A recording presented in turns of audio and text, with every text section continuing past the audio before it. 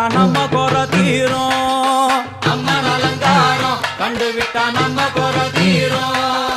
அம்மனுக்கு விரதம் ஆதி முதல் இன்று வரை வழக்கம்.